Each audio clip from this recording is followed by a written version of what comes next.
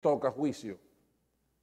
Viene juicio para Jerusalén y para Judá.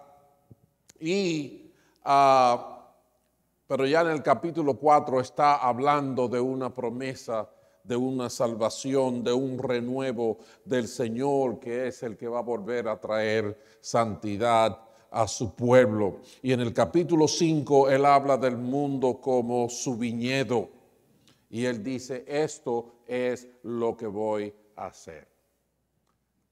Esto es un resumen así encapsulado rapidito de los primeros 5 capítulos del libro de Isaías.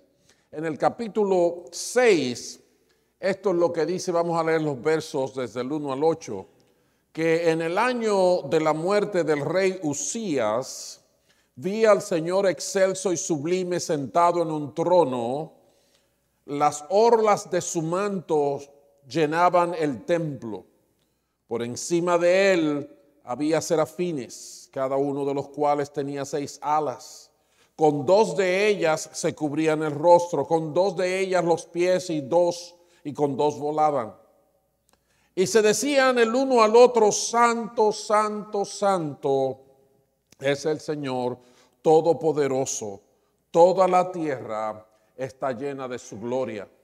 Al sonido de sus voces se estremecieron los umbrales de las puertas y el templo se llenó de humo. Entonces grité, ay de mí que estoy perdido.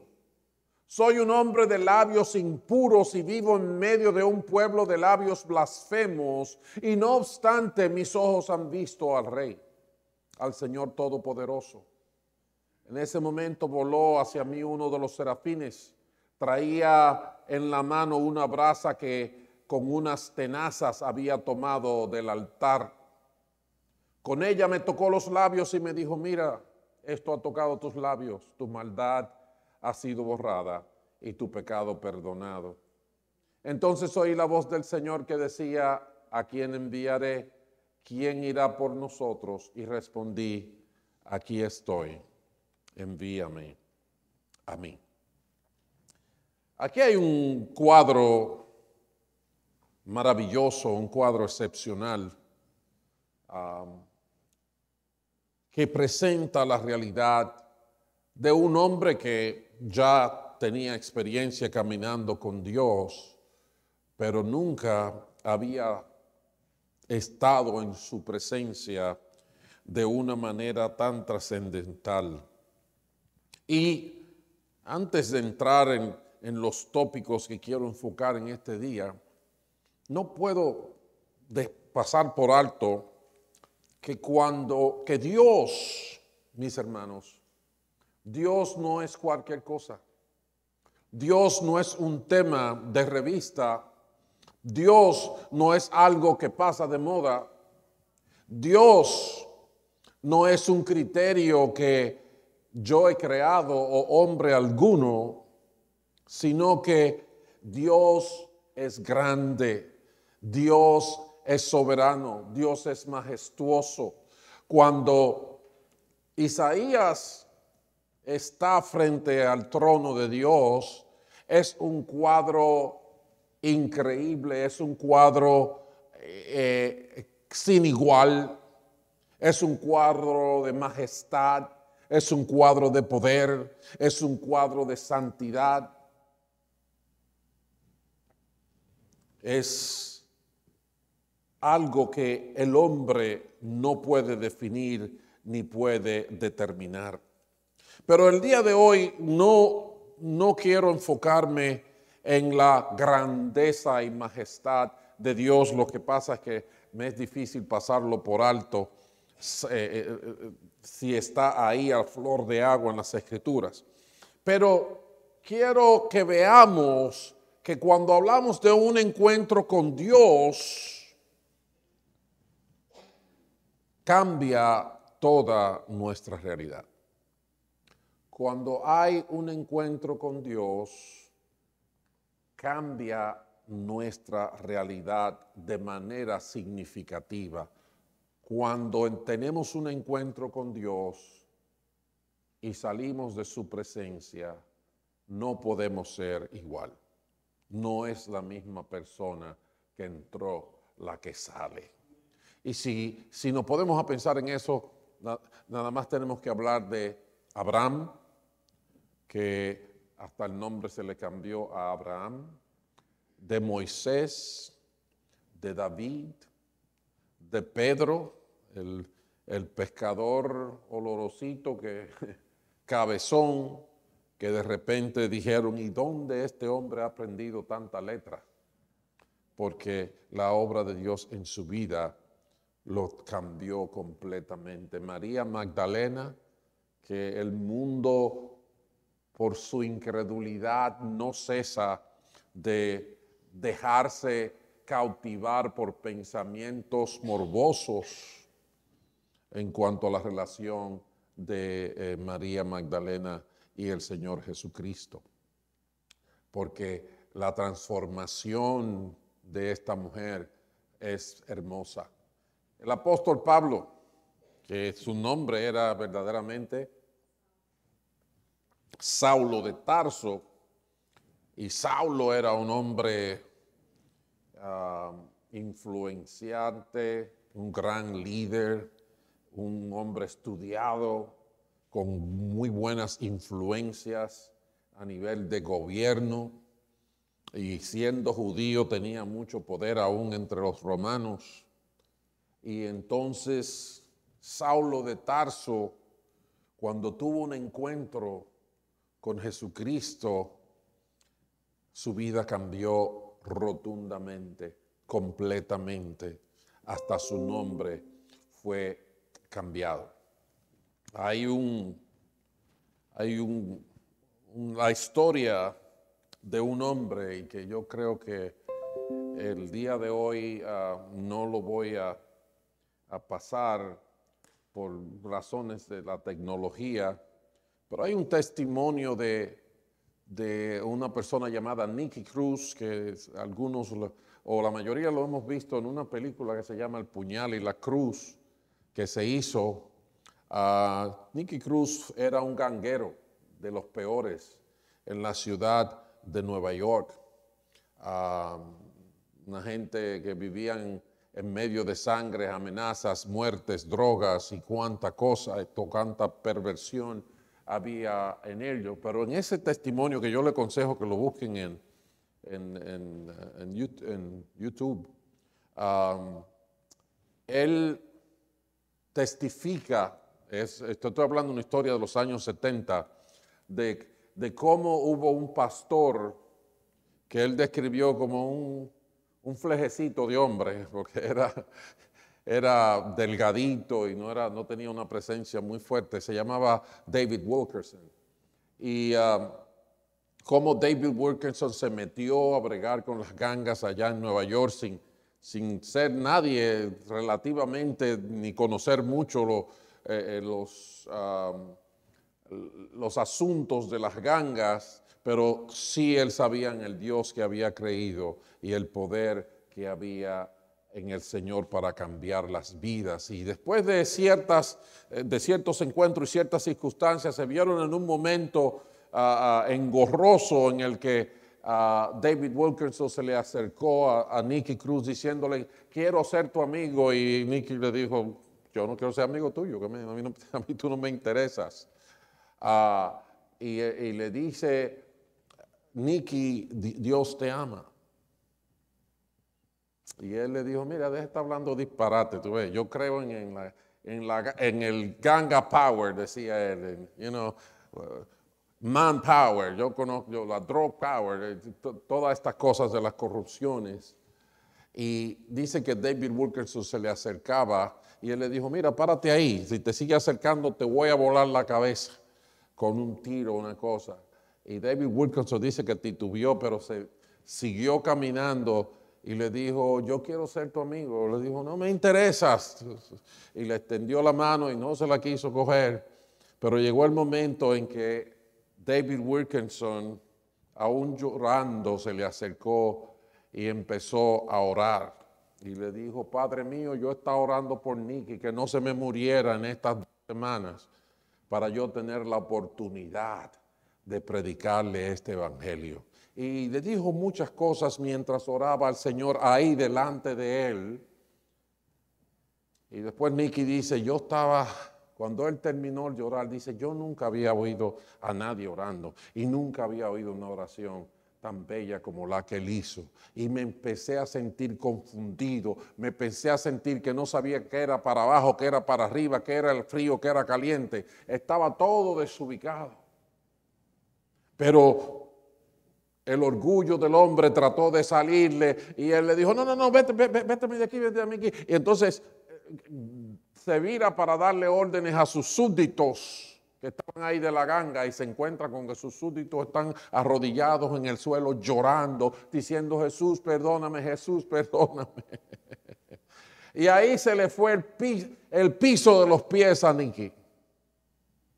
Se le fue el piso de los pies.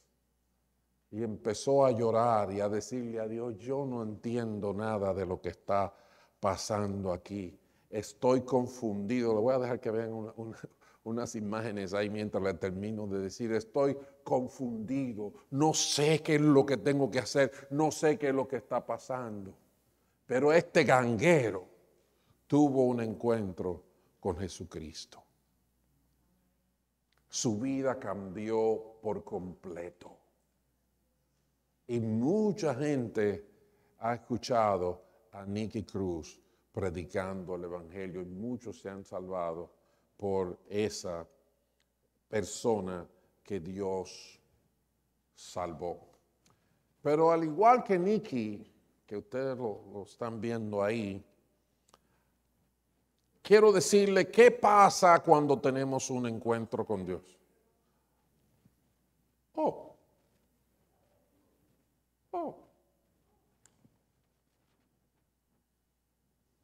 Ok, sorry. Bueno, pero es simplemente ese buen mozo que está ahí, de los años 70. Yo lo estaba viendo allá atrás. Pero quiero que sepan que a Nicky le pasó algo parecido a lo que le pasó a Isaías cuando estuvo delante del Señor.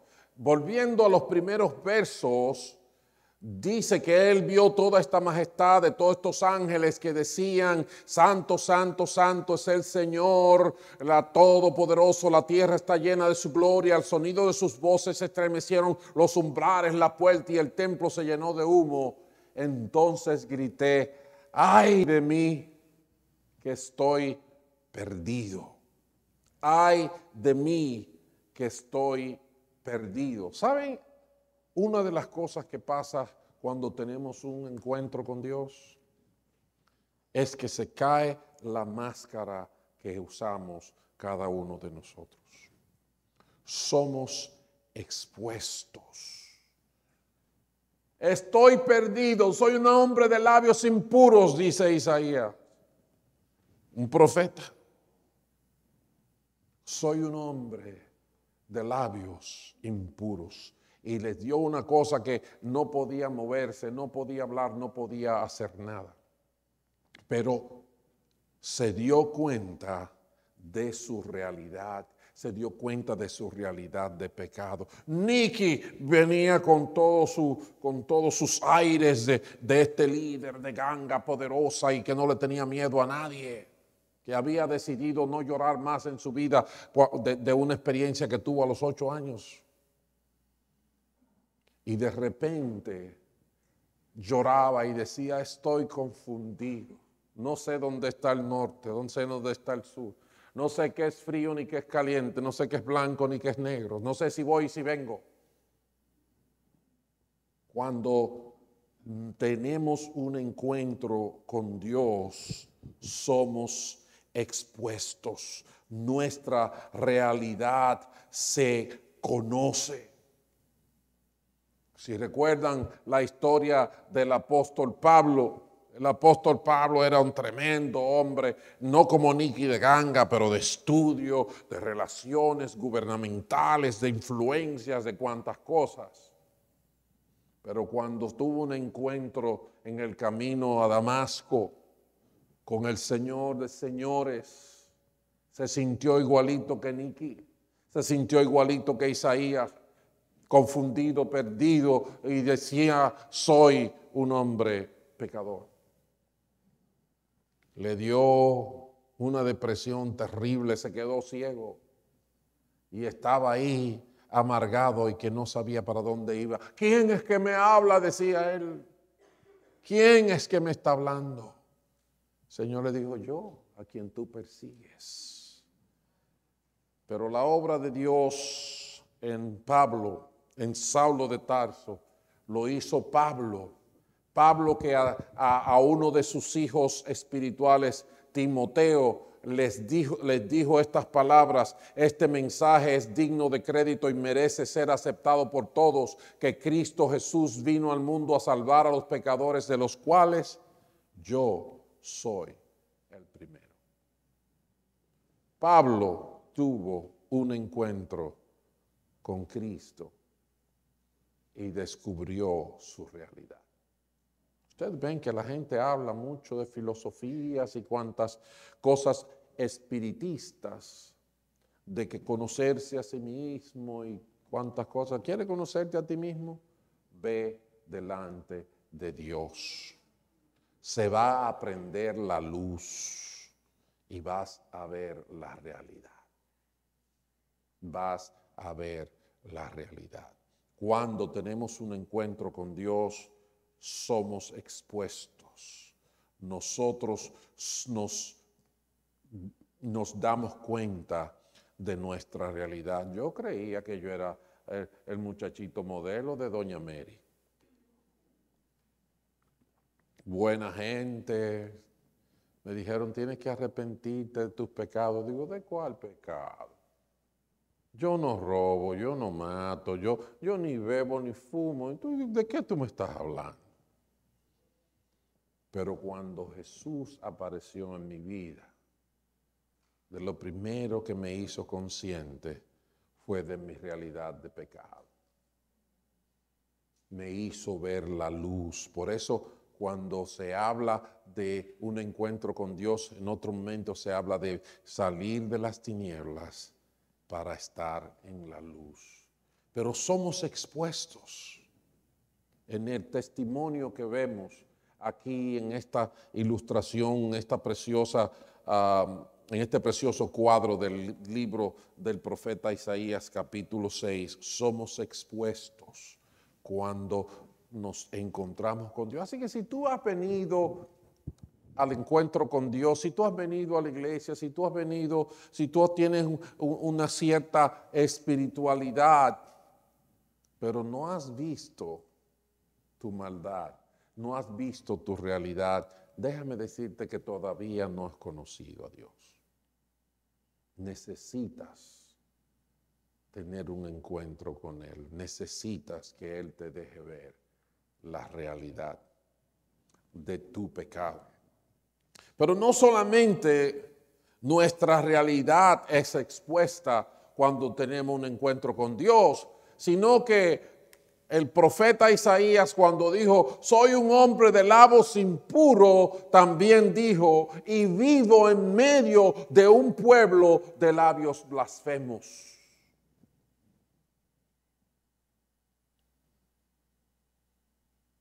Es decir, no solamente mi realidad es expuesta cuando hay un encuentro con Dios, sino que Dios nos alumbra para que entendamos la realidad que está alrededor nuestra también. La realidad de nuestra sociedad, la realidad de nuestras culturas. Lamentablemente hay mucha gente que viene a la iglesia y simplemente la iglesia es un sitio más para visitar. Al igual que visita el otro salón, al igual que visita aquel otro grupo, al igual que se va en pachanga con aquellos otros. Ahora tengo un sitio donde voy decente, tranquilo, gente chévere, amables, que no dicen mala palabra y que cocinan bueno. Ya, no se puede quedar eso afuera. No, cuando hay un encuentro con Dios, nos damos cuenta del pueblo en que estamos viviendo. Nos damos cuenta de la cultura en que estamos viviendo. Tenemos que entender eso. El apóstol Pablo, cuando tuvo su transformación y se convirtió en el apóstol Pablo, les dijo ¿cómo se llama? A los atenienses. Él les visitó a los atenienses y fue a predicarles allá y les dijo que al pasar y fijarme en sus lugares sagrados encontré incluso un altar con esta inscripción: a un Dios desconocido. Pues bien, eso que ustedes adoran como algo desconocido es lo que yo les anuncio. O sea, Pablo viene y les dice a ellos: ustedes, el asunto de Dios de ustedes parece un bingo. El Dios de la N34, el Dios de la O75, tienen tantos dioses que hasta para el espacio libre del cartón de bingo tienen un Dios. El Dios desconocido. Cuando Dios aparece, entendemos toda la realidad, no solamente la mía, sino también la realidad de mi cultura. La ignorancia que tenían esta gente de Atenas, quienes eran en la historia grandes pensadores, han salido, y filósofos de allá, de Atenas, de Grecia, el Partenón y todas estas cosas. Sin embargo, cuando Dios aparece, se revela la ignorancia, se revela la oscuridad y vemos la realidad no solamente nuestra, sino la realidad de nuestra cultura. Y saben que tenemos que entender que muchas veces, como en estos tiempos, el mundo tiene argumentos sobre la realidad de la vida y todos nosotros tenemos que entender algo. ¿Y saben lo que tenemos que entender? Como le dijo Pablo a los romanos, que ellos conocían a Dios al principio, pero que se hicieron necios, desecharon a Dios y han cambiado las cosas y nos hemos ido tan lejos de lo que es la realidad y de lo que Dios creó en el principio, que de repente armamos una discusión aquí que es totalmente infructuosa, es hasta imposible de llegar a conclusiones porque está sustentada en nada.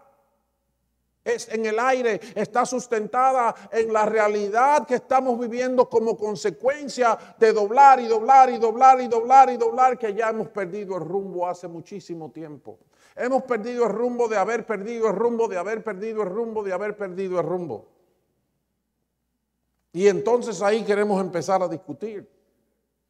¿A discutir de qué? Si no sabemos por dónde comenzar, no sabemos cuál es el principio.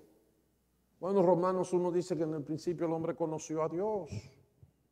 Pero ¿qué ocurrió? Que como estimaron que no valía la pena tomar en cuenta el conocimiento de Dios, Él a su vez les entregó a una depravación mental para que hicieran lo que no debían hacer. Se han llenado de toda clase de maldad, perversidad, etcétera, etcétera. Y lo más lindo es que si usted le habla de Dios, ellos dicen: entonces fue Dios que hizo todo esto.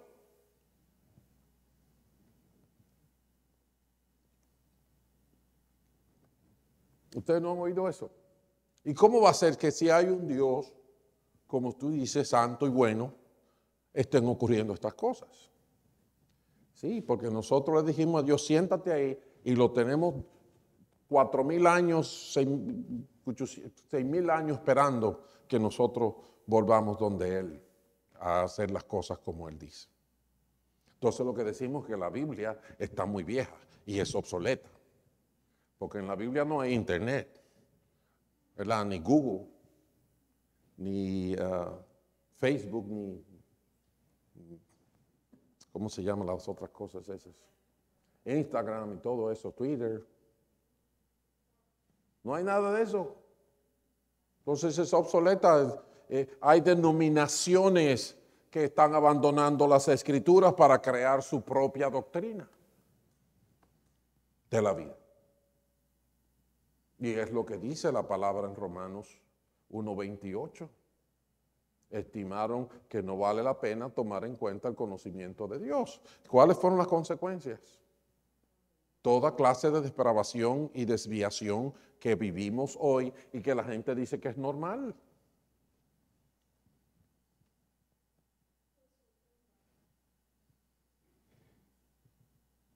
Cuando venimos delante de Dios, todo eso se tiene que ver.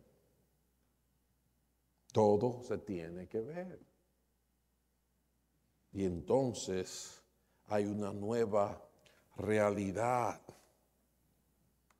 Una nueva realidad en la que el apóstol le dice a los efesios que se quiten la ropa del viejo hombre que está viciada conforme a deseos engañosos y que se vistan del nuevo hombre que con toda justicia y santidad divina. Tenemos que ser nuevas criaturas con un nuevo concepto. ¿Saben que la gente no, hay gente que dice, no, yo me voy a llevar de lo que mi corazón me dice? ¿Verdad? Yo soy buena gente, yo no mato a nadie, como decía yo. Y por un tiempo, Dios lo que hacía era que nos mandó mensajeros, profetas y jueces y toda clase de enviados, apóstoles. Eso es lo que significa principalmente la palabra apóstoles. Pero le dice Pablo a los atenienses, déjenme decirle algo, porque si ustedes siguen la conversación ahí en el libro de Hechos capítulo 17, van a ver que Pablo le dice, pero ustedes piensan que la divinidad es oro, plata y cosas así, y dicen, están equivocados. Dios fue que lo hizo todo. Dios no nos necesita a nosotros para hacer nada. Están equivocados. Pero entonces llega el momento que le dice, pero óigame lo que le voy a decir. Dios pasó por alto aquellos tiempos de tal ignorancia, pero ahora manda a todos en todas partes que se arrepientan. ¿Qué les parece? El cantadito del buenito de Carlitos no funciona. No, que yo no le echo mal a nadie. No, que yo no robo, que yo no mato. Que yo no bebo, que yo no fumo. Ok. Dios manda a todos, en todas partes, que se arrepientan. Tiene que haber un arrepentimiento. Hay una necesidad de salvación que todos tenemos, aunque tú no lo veas en el periódico. Aunque tú no lo pienses, aunque tú no lo sientas, aunque tú no te sientas asustado. ¿Cuál infierno? No puede haber ningún infierno. Dios es tan bueno que no puede haber nada. Bueno, entonces, ¿de qué son todas estas advertencias, todos estos mandatos para arrepentimiento, para salvación? Porque Dios no los da. Entonces, cuando hay un encuentro con Dios,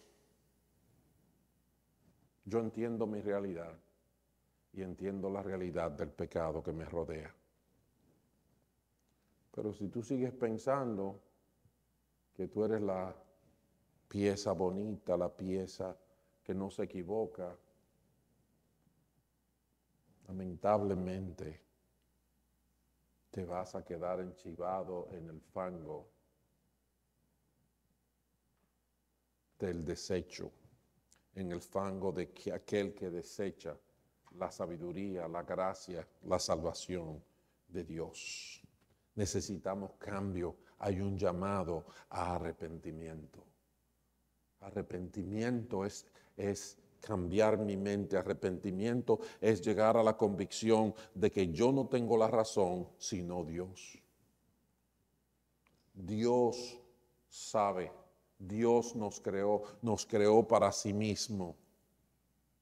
Y yo necesito reajustar mi vida para satisfacerlo a Él.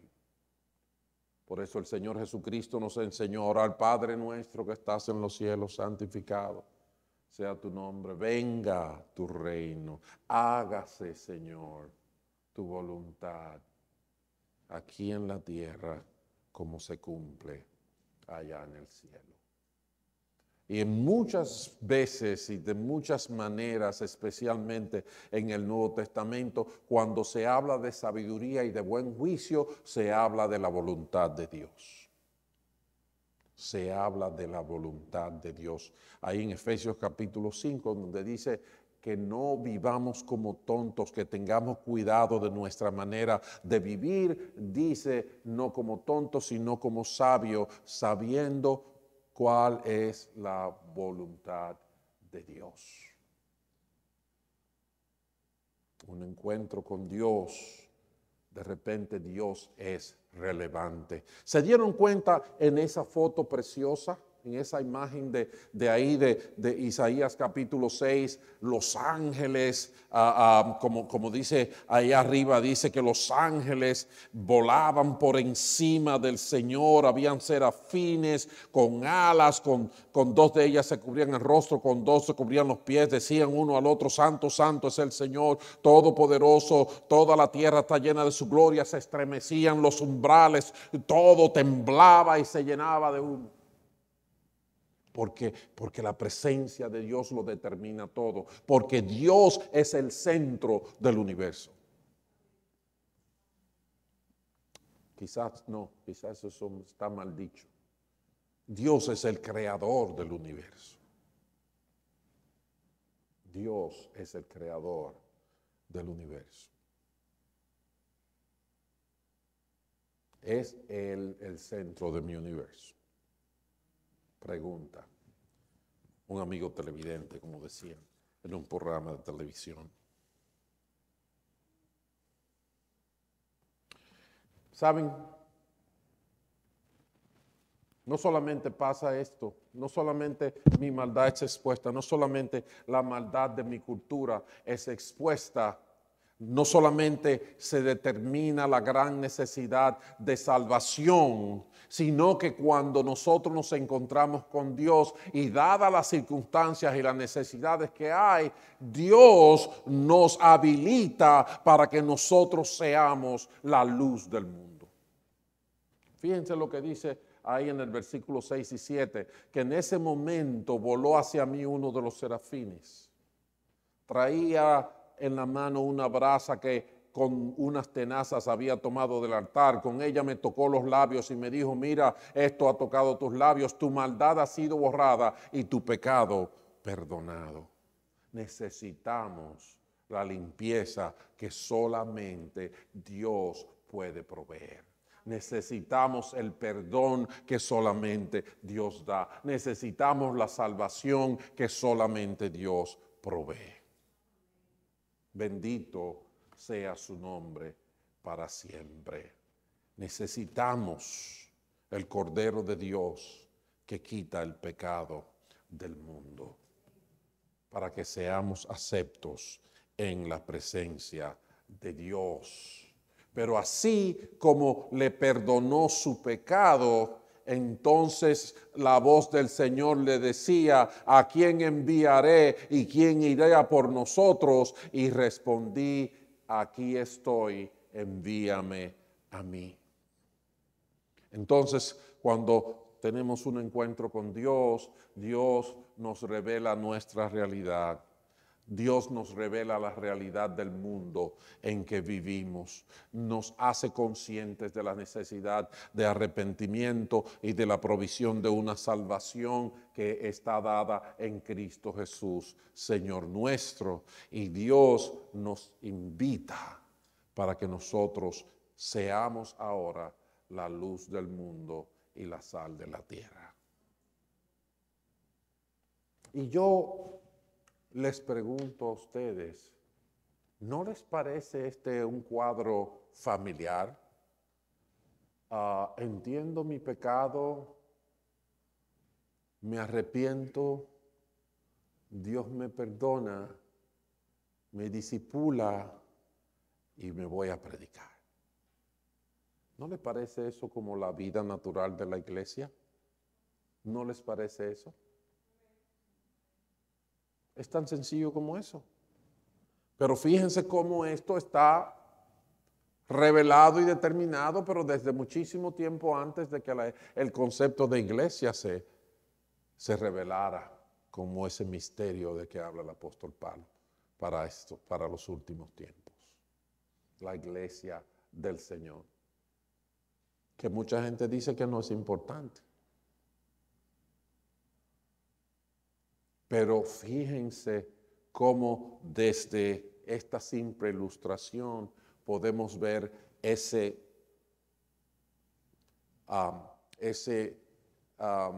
programa de entender mi realidad, la realidad del mundo, arrepentirme de mi pecado, crecer en Cristo y anunciar el Evangelio. ¿Qué les parece? Entonces eso me hace sentir más confiado, me hace sentir que estoy donde tengo que estar, me hace sentir que tengo la dirección que necesito tener y entonces tengo que hacer el esfuerzo que me toca hacer por lo que Dios me ha llamado. Pablo llegó a una convicción tan clara sobre este asunto que él dice en el libro de los Hechos: considero que mi vida carece de valor para mí mismo, con tal de que termine mi carrera y lleve a cabo el servicio que me ha encomendado el Señor Jesús, que es el de dar testimonio del Evangelio de la gracia de Dios. Tengo un testimonio que me ha encomendado el Señor Jesús, que es de dar testimonio del Evangelio de la gracia de Dios. Dar testimonio del Evangelio de la gracia de Dios. Yo creo que es importante que nos sentemos en un rincón de nuestras casas y revisemos nuestra realidad de mi encuentro con Dios. Cuán consciente estoy de mi maldad, cuán consciente estoy de mi debilidad, cuán claro tengo en la condición del mundo en que vivimos. Todavía más, cuán claro estoy en la necesidad de salvación, en la necesidad de arrepentimiento que tiene que haber en mi vida y que tiene que predicarse al mundo. Cuán disponible estoy cuando el Señor dice: ¿quién irá por nosotros? Los últimos minutos de nuestro Señor en la tierra nos dicen desde diferentes ángulos y de la mayoría de los escritores que escribieron de la vida del Señor Jesucristo, que en los últimos minutos, antes de irse al cielo, Él habló de que vayamos al mundo, prediquemos el Evangelio a toda criatura, hagamos discípulos de todas las naciones con el poder de su Espíritu Santo. Amén. Conocer a Dios evidencia mi maldad, la maldad del mundo, la necesidad de arrepentimiento y la encomienda para predicar el Evangelio. Vamos a orar. Padre bueno, gracias por tu misericordia, gracias por tu amor. Gracias por aclararnos una perspectiva de lo que es tener un encuentro contigo. Queremos disfrutar el cuadro precioso de adoración a tu nombre que nos introduce a la luz, a la verdad, al arrepentimiento, a la salvación. y a la predicación de tu evangelio. Sosténnos, Señor. Ayúdanos a ordenar nuestras vidas de acuerdo con tus principios. En el nombre de Jesús. Amén. Y amén. Bendito el nombre del Señor.